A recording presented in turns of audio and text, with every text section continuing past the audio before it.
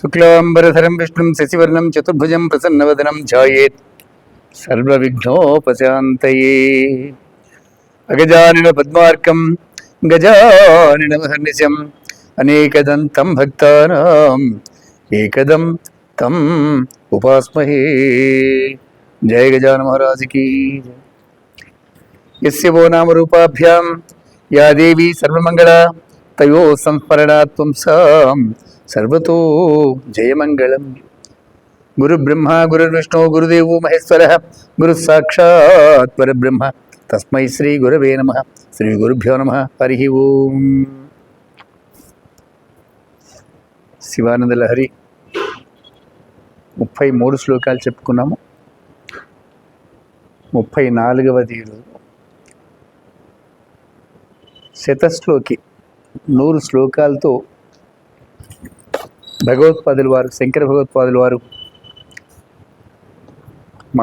మానవ జీవితం సరళంగా, సుఖంగా, ప్రశాంతంగా జీవించటానికి మనం ఎలా మనల్ని మనం అదుపు చేసుకోవాలి, కాలాన్ని ఎలా సద్వినియోగం చేసుకోవాలి అనేటువంటి విషయాల్ని 100 శ్లోకాల్లో ఒక్కొక్క మాదిరిగా పరమాత్మని అటు వర్ణిస్తూనే మనకి సూచిస్తున్నారు మనల్ని భగవత్పాదుల వారు. అందులో 34వ శ్లోకం ఈనాడు. కిం బ్రూమస్తవ సాహసం పశుపతే కస్యాస్తి శంభో భవద్ధైర్యం చ ఈదృశమాత్మనస్థితి యంచ అన్యై కథం లభ్యతే. భ్రశ్యద్దేవగణం త్రసన్మునిగణం నశ్యత్ ప్రపంచం లయం పశ్యన్ నిర్భయ ఏక ఏవ విహరతి ఆనందసాంద్రో భవాన్. హర నమః పార్వతీపతే. హర హర మహాదేవ. క్షీరసాగర మథనం జరిగింది. దేవతలు, రాక్షసులు ఆ వాసుకుని తీసుకొచ్చి మందరబురితో అందించి ఆ వాసుకుని తాడుగా చేసి మదిస్తున్నారు సాగరాన్ని. ఆ మథనం ద్వారా అమృతాన్ని పొందాలనేటువంటి ఒక కోరికతో దేవతలు శిరస్సు వైపు, రాక్షసులు తోక వైపు ఆ పాముని వాసుకిని పట్టుకొని మందర పర్వతాన్ని సముద్రంలో దింపి అది మునిగిపోకుండా శ్రీ మహావిష్ణువుని వేడుకొని ఆయన తాబేలుగా వచ్చి ఆ పర్వతం మునిగిపోకుండా లోపల నుంచి దాన్ని ఆపుతూ వీళ్ళు మధిస్తున్నారు. ఆ మథనం యొక్క ఒత్తిడికి ఎట్ట తిప్పుతున్నారుగా పాము అది పొట్ట ఒత్తిడి తట్టుకోలేక విషాన్ని కక్కుతోంది. అది ఆ కక్కుతున్న విషము. రెండవది, ఇట్లా మతిస్తుండగా కింద ఉన్నవన్నీ పైకి వస్తున్నాయి. సముద్రం అడుగులో ఉన్న భాగాలన్నీ ఏవైతే వస్తువులు ఉన్నాయో అవన్నీ పైకి వస్తున్నాయి. సముద్రం లోపలి దాకా సూర్యకిరణాలు పడవు కాబట్టి అక్కడ విషంతో కూడుకున్నటువంటి వస్తు పదార్థాలు ఉంటాయి కాబట్టి అవన్నీ పైకి రావటం మొదలైనవి. ఆ పదార్థాలకి వాసుకి కక్కుతున్నటువంటి విషం తోడయి మహా విషజ్వాలలు బయలుదేరినాయి. కాలకూట విషం అంటారు, అనలం. ఆ వేడి తట్టుకోలేక ఈ దేవతలందరూ రాక్షసుల్ని మళ్ళీ రిక్వెస్ట్ చేశారు, మేము తట్టుకోలేగలం. దేవతలు లేత శరీరాలు, సున్నితమైన శరీర భాగాలు కలిగిన వాళ్ళు, కోమలంగా సుకుమారంగా ఉంటారు దేవతలు. రాక్షసులు ధాటిగా బలంగా ఉంటారు, కాస్త మాంసాలు అవి తింటారు కాబట్టి కండ కలిగి ఉంటారు. బుద్ధి తక్కువను కండ ఎక్కువ ఉంటుంది. ఈ దేవతలకేమో బుద్ధి ఎక్కువను కండ తక్కువ ఉంటుంది. ఆపోజిట్ డైరెక్షన్ ఇద్దరు కూడా. సరే పాపం రాక్షసులు జాలిపడి, మేము బలహీనము, మీరు బలవంతులు, మీరు తలవైపుకి రండి, మేము తోకను పట్టుకుంటామంటే సరే అని పాపం రాక్షసులు తల పట్టుకున్నారు పాముది, దేవతలు తోక పట్టుకున్నారు, మథనం మొదలెట్టారు. మళ్ళీ ఆ పాము కక్కుతూనే ఉంది విషం. అలా అత్యంత విషమయమైనటువంటి ఆ సముద్రంలోంచి అగ్ని జ్వాలలు బయలుదేరినాయి. ఆ జ్వాలల్ని ఎవరు తట్టుకోలేక ఆ పావుని అక్కడ పారిపోయారు అందరూ కూడా, దేవతలందరూ కూడా. కిం బ్రూమః తవ సాహసం పశుపతే కస్యాస్తి శంభో. పరమాత్మ యొక్క సాహసాలు, వైభవము, వీరత్వము, ఆయన యొక్క సృష్టి నిర్మాణ చాతుర్యాన్ని స్తుతించాలి. మానవుల యొక్క ధర్మం అది. పరమాత్మని స్తుతించాలి. ఎలా స్తుతించాలి? ఆయన ఈ విశ్వాన్ని ఎలా సృజించాడు? అనన్య సాధ్యమైంది ఇది. ఈ రోజున మనము అనేక ఆధునిక పదార్థాలని తెలుసుకుని వాడుతున్నాం టెక్నాలజీ పేరుతో. సులభంగానే ఎక్కడి నుంచో ఎక్కడికి మాట్లాడుతున్నాం, ఎక్కడి నుంచో ఏదో చూస్తున్నాం. దూరదర్శనం అన్నీ కూడా టీవీలని చూస్తున్నాం, స్పేస్లోకి వెళ్తున్నాం, పాతాళంలోకి వెళ్తున్నాం, సముద్రంలో వెళ్తున్నాం. కానీ ఇవన్నీ పదార్థాలు ఎవడు సృజించాడు? ఏదో ఎప్పుడో మొదలైంది కదా ఎంత కూడా. ఈ టెక్నాలజీకి నీకు ఆధారమైనటువంటిది ఇదే కదా. ఇంత సృష్టిని చేయగలిగిన పరమాత్మ యొక్క సృష్టి చాతుర్యం ఎటువంటిది, ఆయన బుద్ధి కుశలం ఎటువంటిది అనేటువంటి విషయాలే స్తోత్రాలుగా ఉంటాయి మనకి. పరమాత్మని స్తుతించటం, పరమాత్మ దగ్గర రాగానే దేవుడా నా కష్టాలని పోవాలి, నేను మాత్రం బాగుండాలి, నాకు మంచి ఉద్యోగం రావాలి, నాకు మంచి జీతం రావాలి, మంచి వెళ్ళం కావాలి, ఇవేనా పరమాత్మను స్తుతించడం చేత కదా. 4 స్తోత్రాలు నేర్చుకుని పరమాత్మను పాడాలి. అతని యొక్క వైభవం ఏమిటి, అతని లీల ఏమిటి, అతని సౌందర్యం ఏమిటి, అతని యొక్క ఉదార గుణం ఏమిటి, ఇవన్నీ తెలుసుకుని గానాలుగా పాడుతూ ఉంటే పరమాత్మ నీ యందు దృష్టి సారిస్తాడు. ఎందుకంటే పొగడ్తలు ఎవరికైనా ఇష్టమే కదా, మనకైనా ఇష్టమే పొగడ్తలు. ఓ మల్లికార్జునరావు నీకు బాగా చెప్తున్నావు కదా, నువ్వు ఇట్లా అయిపోతావు.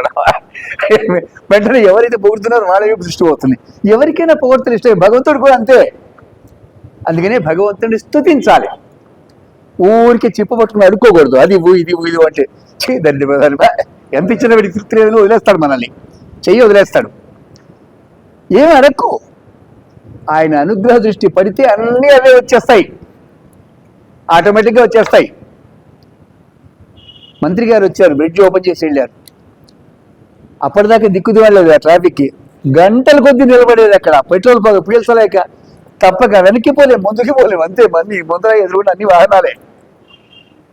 ఆయన వచ్చినప్పుడు మొత్తం అంతా ఖాళీ అయిపోయింది. కుర్చీలు వచ్చినాయి, లైట్లు ఫ్లైట్లు వచ్చినాయి, ఫ్యాన్లు వచ్చినాయి, అన్నీ వచ్చేసినాయి. ఆయన ఒక్కడు వస్తే మిగతావన్నీ వచ్చేసినాయి కదా. శివుడి అనుగ్రహం ఒకటి వస్తే అన్నీ వచ్చేస్తాయి. పరమాత్మ నీ అంతటి వైభవం ఇంకెవరికి లేదు, నువ్వు గొప్పవాడివి. నిన్ను ఎలా పొగడాలో కూడా తెలియదు నాకు. ఆ భాష అంత పాండిత్యము, అంత వాక్కు తెలియదు నాకు. పరమాత్మ ఒక నమస్కారం చేస్తున్నాను అంతే, ఎంతకుమించి ఏం రాదు నాకు. నేను ఎలా కీర్తించాలో ఆ పదముల యొక్క సరళి నాకు తెలియదు. నేను చదువుకున్న ఈ చదువులన్నీ కూడా పొట్టగూటి కోసం తప్ప ఇంకెందుకు పనికిరావు. గొప్పలు చెప్పుకోవడం కోసం, పొట్టగూటి కోసం. ఎవరన్నా వస్తే తెలుగు వాళ్ళు వస్తే ఇంగ్లీష్లో మాట్లాడుతూ ఉంటారు. How are you, fine. ఏ తెలుగు రాదా? నువ్వు వాడు ఇద్దరు తెలుగు వాళ్ళేగా, నమస్కారం చెప్పుకోలేరా? లేనిపోని భేషజాలు. ఇటువంటి భేషజాలు పరమాత్మ ఎదురుగుండా చూపించకూడదు, పెద్దల దగ్గర కూడా చూపించకూడదు. వినయ విధేయతల్ని మాత్రమే గుర్తిస్తారు పెద్దలు కానీ, భగవంతుడు కానీ, గురువు కానీ. ఆ వినయం వల్ల పాత్రత ఏర్పడుతుంది, నీకు ఒక ఎలిజిబిలిటీ, అర్హత వస్తుంది. వినయ విధేయతలు లేని వాడికి అర్హత ఉండదు. పెద్దలు పట్టించుకోరు. గాలి విధ పుట్టాడు, తింటాడు, కాసేపు అరుస్తాడు, పెళ్లి చేసుకుంటాడు, పిల్లలు గట్రా చచ్చిపోతాడు. అంతకుమించి వాడి లైఫ్లో ఏ విశేషాలు ఉండవు. చెప్పుకోవడానికి 100 ఏళ్ల జీవితంలో వాడి దగ్గర ఒక్క విశేషం ఉండదు. పుట్టాడు, పెరిగాడు, దున్నపోతులాగా తింటున్నాడు, చక్కగా కష్టపడి పని చేస్తాడు, పెళ్లి చేసుకుంటాడు, పిల్లలు 3-4 కంటాడు, వాడిని వీడిని దోచుకుంటాడు, ఇల్లు కట్టుకుంటాడు హ్యాపీగా. తర్వాత ముసలితనం వస్తుంది, దగ్గుతాడు, తొంగుతాడు, పోతాడు. అంతకుమించి చెప్పుకోవడానికి ఏమీ ఉండదు. ఎందుకు ఇది? వినయం లేదు వాడి దగ్గర. ఆ వినయ విధేయతలు నీకు ఒక అర్హతని కల్పిస్తాయి నాయన. పాత్రత, పెద్దల అనుగ్రహ దృష్టి నీ మీద పట్టడానికి అది కారణమవుతుంది. ముందు నీ ఇంద్రియాల ప్రకోపాన్ని ఆపాలి, అవి శాంతంగా ఉంచుకోవాలి. పెద్దలు వచ్చినప్పుడు 2 చేతులు ఎత్తి నమస్కారం చేయాలి, సిగ్గుపడకూడదు, హాయ్ అనకూడదు.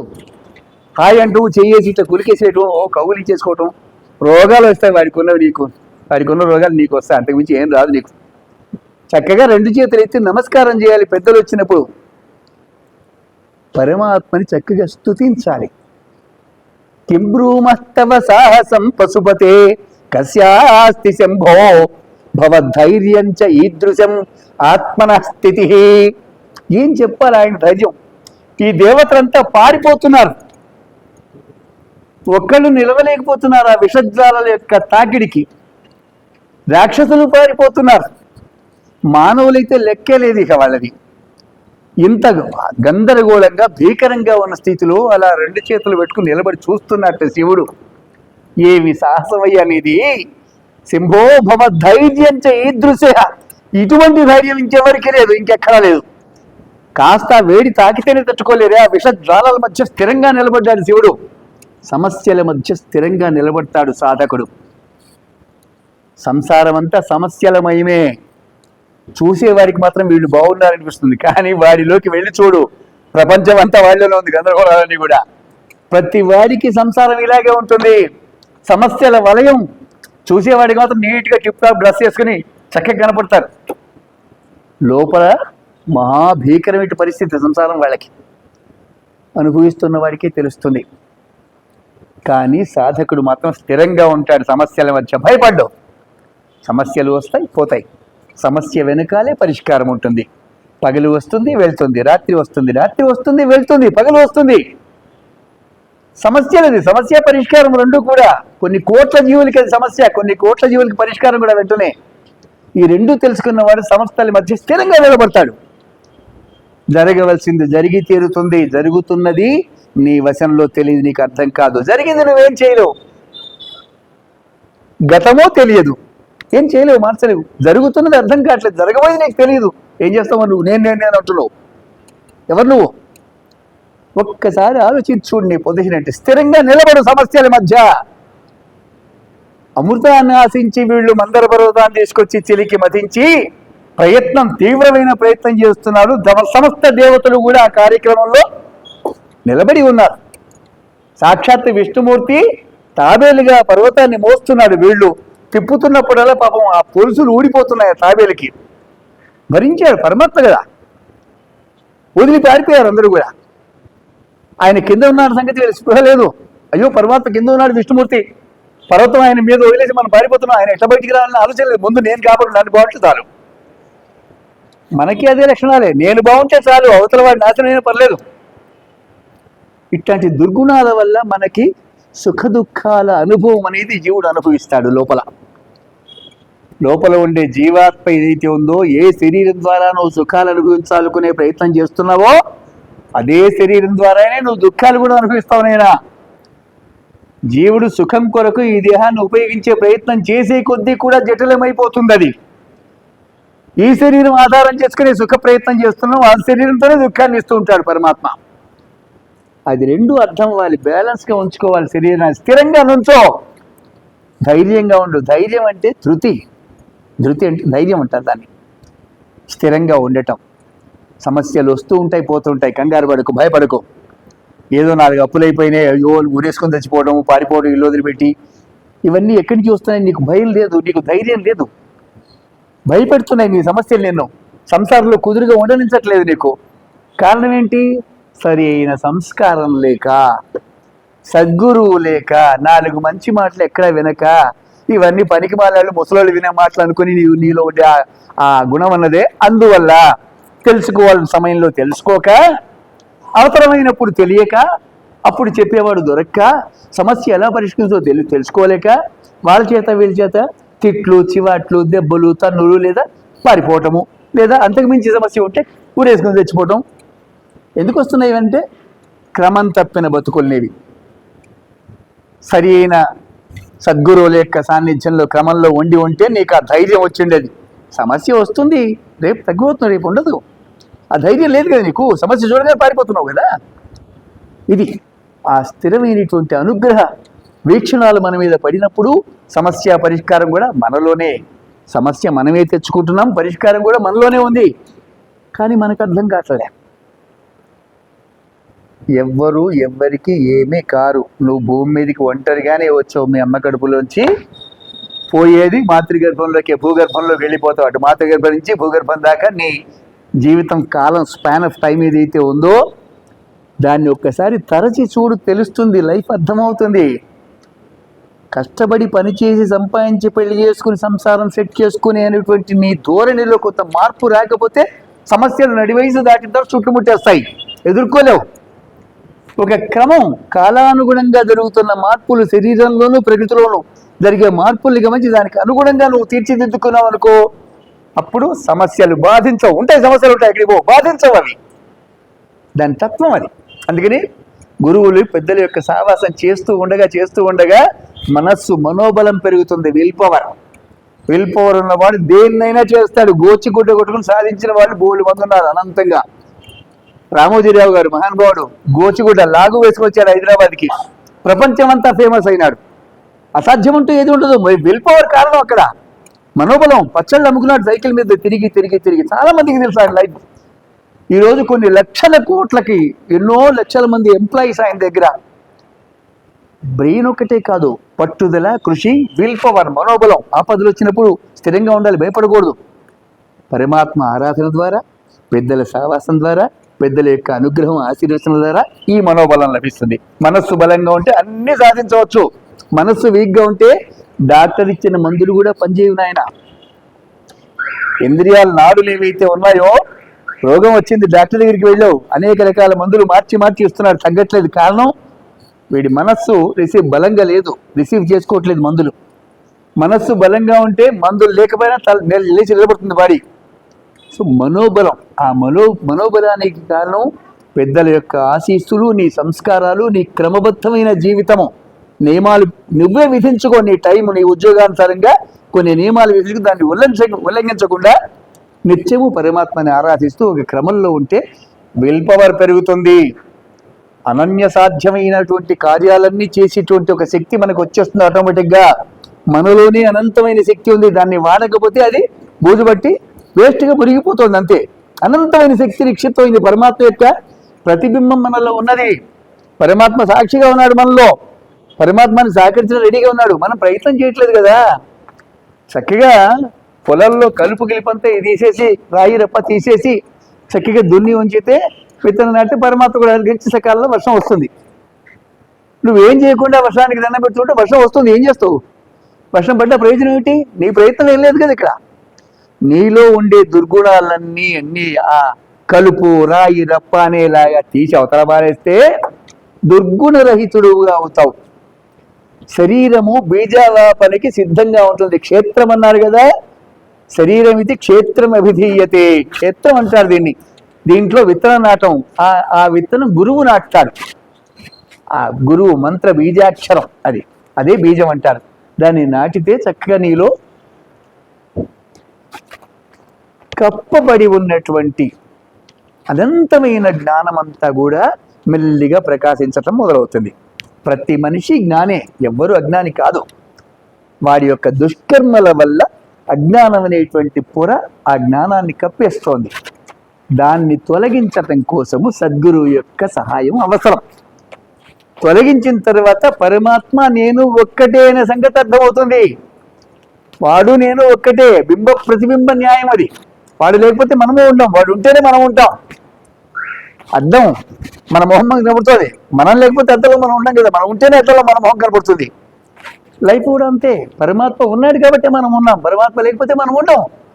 పరమాత్మ లోపల ఉన్నాడు ఆత్మ, అది పోతే శరీరం పడిపోతుంది. చిన్న చిన్న విషయాలే నిదానంగా ఆలోచించాలి.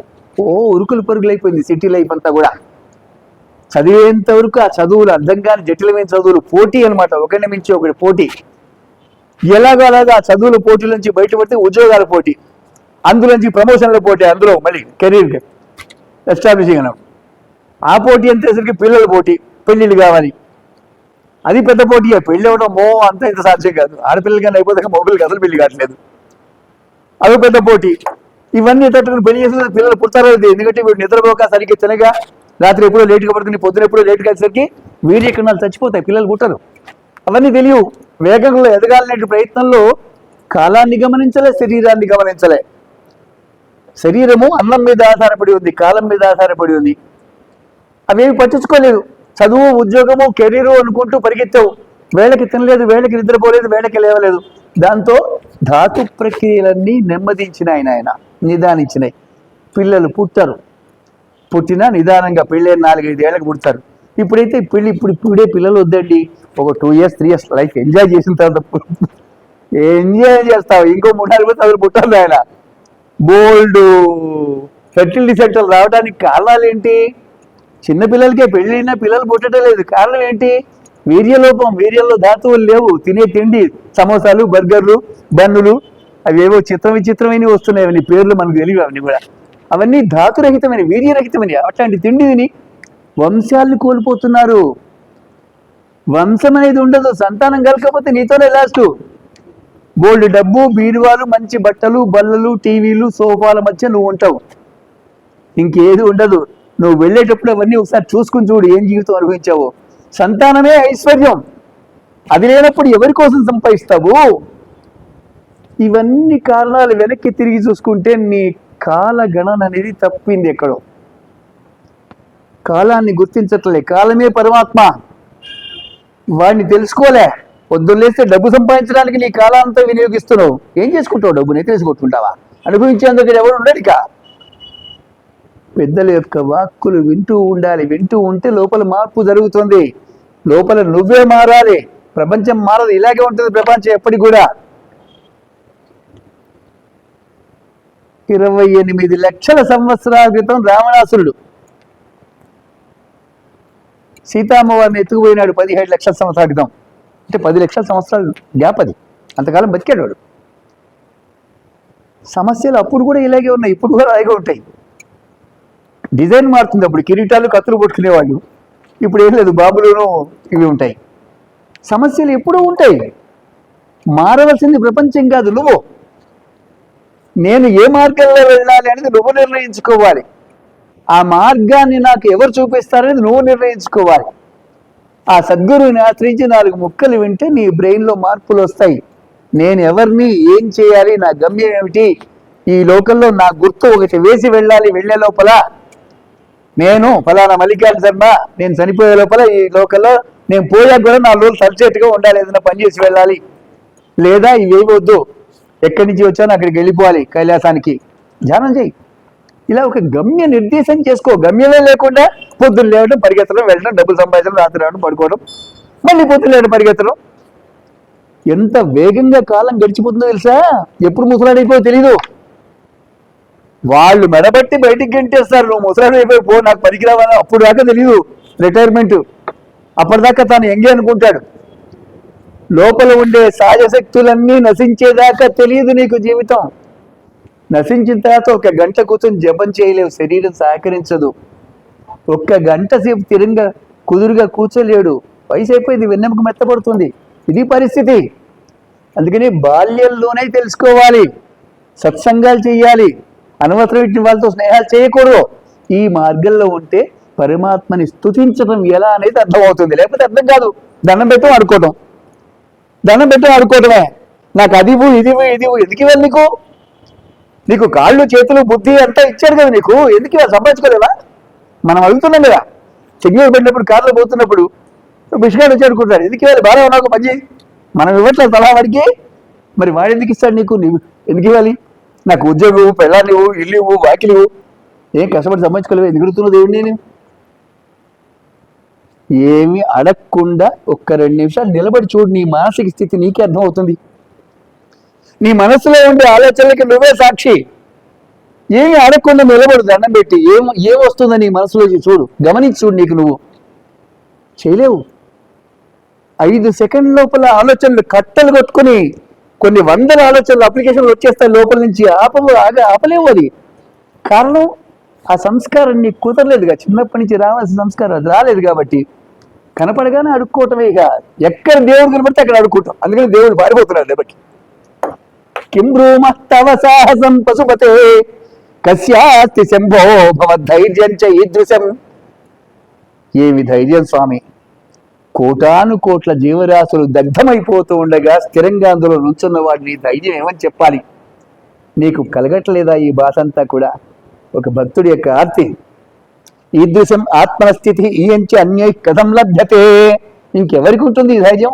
ఇంకెవరికి లేదు. ఇక్కడ శివతత్వం ఏంటంటే నిరాడంబరత్వం. సమస్త విశ్వము తానే సృజించి పెంచి పోషిస్తున్నా కూడా ఏ ఆశ లేనటువంటి వాడు ఒక్క శివుడే దీని మీద. ఈ విశ్వం తనదే అయినా కోరుకోడు. వెళ్ళి శ్మశానంలో కూర్చున్నాడు, గోచి కూడా లేకుండా. అది కూడా ఇంకేమన్నా అడుగుతాడే వారి, అది కూడా తీసుకోవాలి వారి ముని వాళ్ళతో. నిరాడంబరత్వం శివుడి యొక్క విశేషం. విష్ణుమూర్తి యొక్క విశేషం అలంకార ప్రియుడు. విష్ణుమూర్తి అన్ని రకాల ఆభరణాలు వేసుకుని చక్కగా దర్శనమిస్తాడు. అలంకార ప్రియుడు, నిరాడంబరుడు శివుడు. వీళ్ళిద్దరు తేడా ఇది. ఇక్కడేంటి? విష్ణువు బాహ్య ప్రపంచ స్ఫూర్తి, శివుడు అంతర్లోక స్ఫూర్తి. అంతఃప్రజ్ఞలు శివుడు. లోపల అలంకారాలు ఉండవు. ప్రజ్ఞలే ఉంటాయి, జ్ఞానమే ఉంటుంది. ఆ జ్ఞానమే శివుడు, ఇక్కడ జ్ఞానేశ్వరుడు అంటారు. ఆ జ్ఞానం ఉన్నవాడికి భయం ఉండదు. ఎన్ని సమస్యలు ఉన్నా జ్ఞానం ఉన్నవాడికి భయం ఉండదు. అన్ని ఫేస్ చేస్తూనే పోతాడు, జరుగుతుందని. జ్ఞానం లేనివాడు భయపడతాడు విపరీతంగా. ఎంత బలవంతుడైనా భయపడతాడు వాడు. చిన్న సమస్య వస్తే భయపడిపోతాడు. తేడా అదే ఉంటుంది అక్కడ. ఈయంచి అన్యే కథం లభ్యతే భ్రస్య దేవగణం. దేవతలంతా పడిపోతున్నారు ఆ విషజ్వాల యొక్క తాకిని తట్టుకోలేక శరీరాలు తోలిపోతున్నాయి. వాళ్ళకి మరణం లేదు వాళ్ళకి, అయినా సరే పడిపోతున్నారు. త్రసం మునిగణం, మునుగందరూ పారిపోతున్నారట. నశ్యత్ ప్రపంచం లయం, ప్రపంచం అంతా లయమైపోతోందేమో, యుగాంతమేమో అనేటువంటి స్థితి ఎక్కడ కనపడుతోంది. పశ్య నిర్భయ ఏక ఏవ విహరతి ఆనంద సాంద్రో భవాన్. చక్కగా చూస్తూ నిలబడి ఉన్నట్ట, ఒక్కడే ఒంటరిగానే అలా ధైర్యంగా నిలబడి చూస్తున్నాడు ఏం జరుగుతుంది అన్నట్టుగా. మిగతా ఎవరు నిలబడే పరిస్థితి లేదు, పారిపోతున్నారు, పడిపోతున్నారు. ఎవరికి కూడా నిలకడగా లేదు మానసిక స్థితి, ఒక్క శివుడు మాత్రమే అనేటువంటిది. కింబ్రూమస్తవ సాహసం పశుపతే కస్యాస్తి శంభో భవద్ధైర్యం చ ఈదృశం ఆత్మనస్థితి ఇయంచ అన్యై కథం లభ్యతే. భ్రస్యద్దేవగణం త్రసన్ మునిగణం నశ్యత్ ప్రపంచం లయం పశ్యన్నిర్భయ ఏక ఏవ విహరతి ఆనంద సాంద్రో భవాన్. సాంద్రత కలిగిన ఆనందాన్ని కలిగి ఉన్నటువంటి వాడు ఎప్పుడూ ఆనందాన్ని అనుభవిస్తాడు. మనం రోజులో ఒక 5 క్షణాల్లో 2 క్షణాల్లో ఆనందాన్ని అనుభవించి మిగతా అంతా శ్రమనే ఉంటుంది మనకి. ఒక్క శివుడు మాత్రమే నిరంతర ఆనందాన్ని అనుభవించేటువంటి వాడు. ఎలా అనుభవిస్తున్నంటే కోరికలు లేవు కాబట్టి. దుఃఖం ఎవరికి వస్తుంది? కోరిక ఉన్నవాడికే వస్తుంది, కోరికలు లేని వాడికి ఏ దుఃఖం ఉండదు. సన్యాసులు వాళ్ళకి ఏ దుఃఖం ఉండదు, అన్ని వదిలేస్తారు. వాళ్ళు దొరికితే తింటారు, ఏదైనా వాళ్ళని పెట్టి తింటారు, లేకపోతే వెళ్ళిపోతుంటారు. అంటే పెద్దగా కోరికలు లేవు కాబట్టి వాడికి దుఃఖం ఉండదు. మనకి ఎక్కడ లేని కోరికలే. సంసారాన్ని మొయ్యలేక విసుగొచ్చి, ఇప్పుడంటే పిల్లలు పుట్టడం లేదు, పుట్టినా ఒకళ్ళు ఇద్దరే, అంతకనే ఎక్కువ పుట్టరు. ఎందుకంటే శరీరం ఆ దాటి కోల్పోయింది. ఇదివరకు ప్రతి ఇంట్లో 10-12 మంది పుట్టేవాళ్ళు, అందరి ఇళ్లలో కూడా. గత 30-40 సంవత్సరాల వరకు అందరి ఇళ్లలో 7, 8 మంది, 10 మంది, 12 మంది, ఒక్కొక్క ఇంట్లో 15 మంది చొప్పున పుట్టేవాళ్ళు. అంత వీర్య శక్తి, తినే అన్నంలో అంత పటుత్వం ఉండేది, గింజ పటువుగా ఉండేది ధాన్యం. ఇప్పుడు ఆ గింజ పటుత్వం లేదు, కాసేపు ఇట్లంటే నూకగా మారిపోతుంది. అది కూడా పాలిష్ చేసి చేసి చేసి చేసి ఏముండదు అందులో. ఇక్కడ కార్పొరేట్ అంటూ పేరు పెట్టి మనకి మాయ చేస్తున్నారే, చిన్న విషయం. అన్నెసరీ సబ్జెక్ట్ చాలా అవసరం అది. ప్రచారం ఏం చేశారు మనకి? ఆ ముతక బియ్యం ఆ తినేది ఇచ్చి, ఎర్రటి బ్రౌన్ రైస్, ముతక బియ్యం, రేషన్ బియ్యం, ఆ బియ్యం వచ్చి పాలిష్ చేసి చక్కగా పువ్వులలో వేసి ఆ బియ్యం రేట్ పెంచుతూ ఈ బియ్యం తక్కువ రేట్ అనమాట. అవి 2-3 రూపాయల కిలో, ఇది 30, 40, 50, 60 రూపాయలు, ఇప్పుడు 70 రూపాయలకి అమ్ముతున్నారు బియ్యం, పాలిష్ బియ్యం అంతా కూడా. అవి కొన్నవాళ్ళు గొప్ప హోదా అనమాట. హోదా గొప్ప వాళ్ళు మాత్రమే కొంటారు వాళ్ళని. ఈ ముతక బియ్యాలన్నీ మానేశారు, మాన్పించారు మన చేత ఇట్లా ప్రచారం చేస్తూ. ఇప్పుడు ఈ బియ్యం, పాలిష్ బియ్యం అతిగా తినటం వల్ల అందరికీ షుగర్ వస్తున్న సంగతి బాగా ప్రచారంలోకి వచ్చేసరికి ఇప్పుడు ఆ బ్రౌన్ రైస్, రెడ్ రైస్, ముతక బియ్యం, దంపుడు బియ్యం ఇప్పుడు తింటాం మొదలెట్టారు. ఇప్పుడు ఈ వర్గం అంతా ఏం చేశారు? దాన్ని రేట్లు పెంచేశారు. ఇప్పుడు స్టైల్గా దాన్ని ప్యాకెట్ చేసి దాన్ని కూడా రేట్లు పెంచేశారు. వ్యాపారం యొక్క ధోరణి ఎలా ఉంటుంది? టూత్పేస్ట్లో మీ టూత్పేస్ట్లో ఉప్పు ఉందా? ఇది వరకు ఉప్పు వేసుకుని తోగుతూ ఉంటే పళ్ళని పాడైపోతాయనే వాడు. ఇప్పుడు మీ టూత్పేస్ట్లో ఉప్పు ఉందా? వేపలతో తోగుకునే వాళ్ళం మేము చిన్నప్పుడు. పల్లెటూరు బయట తిట్టి తిట్టి తిట్టి ఆ వేపలు మానిపించేశారు. ఇప్పుడు వేపతో సమానమైనటువంటిది మనకి, లవంగాలతో సమానమైనది. వ్యాపారాలు ఎక్కువ. ఏ ఉప్పు అయితే వద్దన్నావో ఆ ఉప్పు వేసే చేస్తున్నాం మేము అంటున్నాడు వాడు. ఆ ఉప్పులో ఉండే గుణాలు పళ్ళు శుభ్రం చేస్తాయి, ఏ బ్యాక్టీరియా రాదు. మనిపించేశారు మన చేత. మనల్ని గొప్పలు పోతాం. ఇంగ్లీష్ వారు చెప్తే మనం నమ్ముతాం అన్నమాట, మనం చెప్తే నమ్మం కదా. అలా చెప్పి చెప్పి జీవన విధానం నుంచి ప్రతి ఒక్కటి మార్చేశారు. ఈవెన్ మన బ్రెయిన్ కూడా, మన ఫుడ్ ఐటమ్స్, మన ఆచారాలు విచారాలు, బొట్టు పెట్టుకోవడం మానిపించేశారు. పూసుకొచ్చాడు చూడు పెద్దగా ఎంత ఎత్తున అనుకుంటూ ఎంత చేసేసరికి భస్మం పెట్టుకోవడం మానేశారు, బొట్టు పెట్టుకోవడం మానేశారు, బ్రాహ్మణులు దండం వేసుకోవడం మానేశారు. కాస్బెట్ వస్తున్నాయో అని ఆటోమేటిచ్చేవాడు. అప్పుడు రోజు ఎక్కిరిస్తుంటే ఏం చేశారు? దండం వేసేవారు మానేశారు. పెళ్ళప్పుడే ఇప్పుడు పెళ్లి జరుగుతుంది, ముందు రోజు ఒడుగు చేసి వేస్తారు, పెళ్ళి 4 రోజులు ఉంటుంది, తర్వాత తీసి ఒకరు వాడేస్తారు. దాని విలువ కూడా తెలియట్లేదు వారికి. సమాజం ఎక్కిరించి దాన్ని తీసేవారు పారేస్తారు, దాని విలువ తెలియక. ఇట్లా ఈ పాశ్చాత్య ప్రచారాలు మన ఆచార విచారాలన్నిటి నుంచి మనల్ని దూరం చేసేసాయి. ఇప్పుడు మనం న్యూట్రల్, మన ఆచారాలు మనకి తెలియవు, వాటిది అర్థం కాదు, వాటిది అర్థం కాదు. రెండింటికి మధ్య న్యూట్రల్గా ఉన్నాం. ఇప్పుడు మతం మార్చడం సులభం, ఏది చెప్పినా నమ్ముతాం. నాకు నమ్మకం లేదండి దేవుళ్ళు అంటే. 10 మందికి అన్నం పెడితే పుణ్యం, కానీ ఈ దండాలు గూళ్ళు గోపురాలు ఎందుకండి అంటూ ఒకడు వాయిస్తాడు. ఏమైనా పలకేస్తే వాళ్ళు పెద్ద సోది మాకే చెప్తుంటారు వీళ్ళు. ఇవన్నీ దండగండి, ఈ బాపరాలతో ఇవన్నీ కల్పించిన ఇవన్నీ అని చెప్తాడు ఒకడు. ఈ ద్వారక, ఈ పురాణాలు ఇవన్నీ తప్పుడండి, ఇవన్నీ వీళ్ళే రాశారు, బాపరాలే రాశారు, ఈ ఆర్యులు ఎక్కడి నుంచో వచ్చారండి, మేము ఇక్కడ మూలవాసంలో ఉంటే ఇంకోటి చెప్తాడు. ఇలా చేసి సమాజం పీస్ఫుల్గా ఉండే ప్రపంచాన్ని నాశనం చేసి పారేశారు వీళ్ళు. మన పురాణాలు సత్యం. ద్వారకలో కృష్ణ పరమాత్మ నిర్మించినటువంటి ఆ ద్వారకా నగరము తాను గతించిన వారిలో మునుగుతుందని అర్జునుడికి చెప్పిన తర్వాత ఖచ్చితంగా వారిలో మునిగిపోయింది. అది ఇప్పటికీ ఇస్రో వాళ్ళు, నాసా వాళ్ళు తెలుసుకున్నారు. లోపల మహానగరమే ఉంది. మన మోడీ గారు వెళ్ళి పూజ చేసి వచ్చారు. మన చేత లేదని చెప్పేసి మన పిల్లలే మనల్ని బాధిస్తున్నారు నమ్మకుండా. ద్వారకా నగరం శ్రీకృష్ణ పరమాత్మ నిర్మించిన అద్భుతమైన నగరం, టెక్నాలజీ. అది రామసేతు లేదు రామసేతు ఇప్పుడు బయట పడింది కదా, చూస్తున్నారు కదా. పురాణాలు సత్యం. తప్పుడు చదువులు చదివించే మన చేత మన బ్రెయిన్ ని న్యూట్రల్ గా మార్చేశారు. మన పిల్లలే మన మాటలు పెట్టాలి. మన నాయకులు, పొలిటికల్ నాయకులు అయితే వాళ్ళకి 10 ఓట్లు ఎక్కడ ఉంటే అక్కడే ఉంటారు. వాళ్ళు ఏం చేయరు. వాడికి నాలెడ్జ్ లేదు, డ్రైవింగ్ రాదు, ఆ డ్రైవింగ్ సీట్లోకి లేవడు. ఆ బాబుతో ఈ నాయకులందరూ కూడా దారి తప్పిన బతుకులైపోయినాయి. మన స్వజాతి, స్వధర్మము, కులము, ఆచారం అన్ని వదిలేసాం. గొట్టం ప్యాంట్ వేసుకుని, ఇంట్రెస్ట్ వేసుకుని బైక్ మీద పోవడం గొప్ప అనుకుంటున్నావా? అది కాదురా నాయన, ధర్మం రా.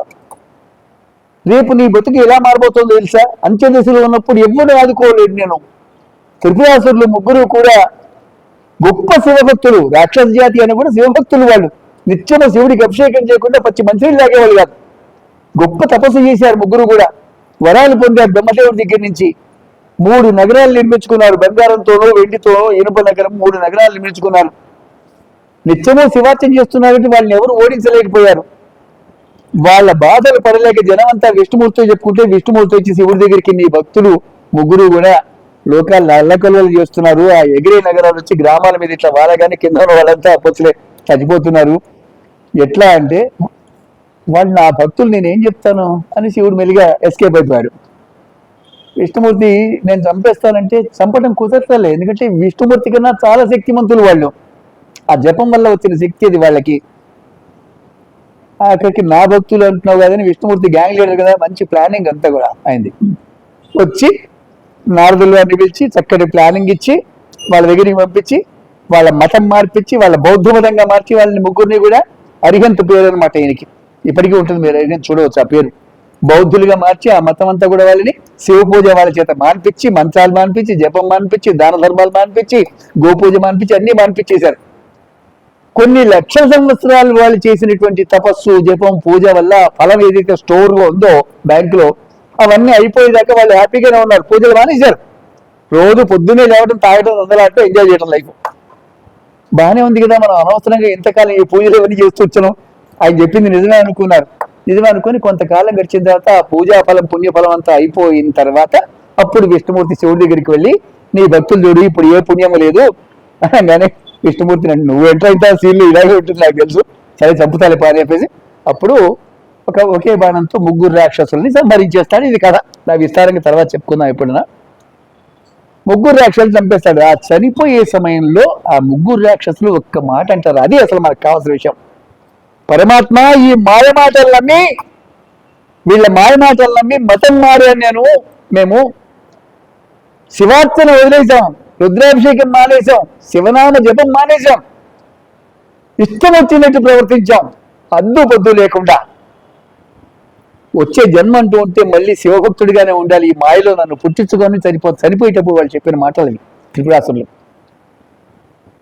సత్యం ఎప్పటికీ సత్యమే. వాళ్ళు వీళ్ళు చెప్తే మారేది కాదు, నువ్వు ఆచరిస్తేనే అది సత్యం.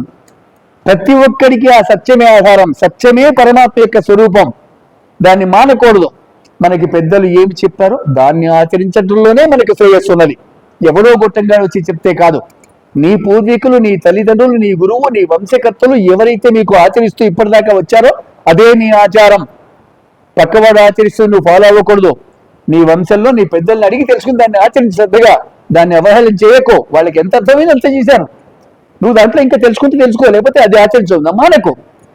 ఆచారాన్ని మానేవో వృద్ధాప్య దశలో ఉంటుంది నాయన. అప్పుడు ఏం చేయలేవు. అప్పుడు వస్తుంది. ఇప్పుడు విత్తనం నాటావు కదా, ఈ బీజం యొక్క ఫలితం అప్పుడు వస్తుంది. నువ్వు సత్కర్మలు చేస్తే దీని ఫలాలు వృద్ధాప్యంలో మంచిగా లభిస్తాయి నీకు. దుష్కర్మలు లేక చేసుకుంటూ అంటే అప్పుడు విషబీజాలు వస్తాయి. శరీరం సహకరించదు. శరీరంలో నానాయాతన పడుతుంటాడు. శిథిలమైపోతున్న శరీరము దాన్ని కాపాడుకునేటువంటి ప్రయత్నంలో జీవుడు భలే ఉంటుంది. టగఫ్ఫార్ నడుస్తుంది శరీరానికి జీవుడికి మధ్య. ఆ స్థితి భీతావహంగా ఉంటుంది. అటువంటి స్థితి రాకుండా మనల్ని కాపాడుకోవటం కోసం నమఃశివాయ ప్రతిరోజు సాధ్యమైనంత వరకు శివాయతే నమః. పరమాత్మ నీకు నమస్కారం. చాలా సామాన్యుణ్ణి, నీ గురించి తెలుసుకునేంత జ్ఞానం నాకు లేదు, వర్ణించేంతటి భాషా పాండిత్యము నాకు లేదు, ఎలా పూజ చేయాలో కూడా ఎవరు నాకు నేర్పలేదు. పుట్టాను పెరిగాను, ఏదో కష్టపడి సంపాదించుకుంటాను, కానీ విధానాలు తెలియదు స్వామి. నాకు ఒక గురువుని ప్రసాదించుంటూ నమస్కారం చేయాలి. నాకు ఇంత జ్ఞానం ఇచ్చబెట్టమన్నారు. డబ్బు అడగకూడదు. ఏం చేసుకుంటావు డబ్బు? జ్ఞానం ఉంటే అన్ని సాధ్యమే. ఒక ఇంత జ్ఞానాన్ని పెట్టేటువంటి సద్గురుని ప్రసాదించమని వేడుకుంటూ నమస్కరిస్తూ స్వస్తి ప్రజాభ్యాం పరిపాలయంతాం న్యాయేన మార్గేణ మహిమహేష గోబ్రాహ్మణేభ్యః శుభమస్తు నిత్యం. లోకా సమస్తా సుఖినో భవంతు. స్వస్తి.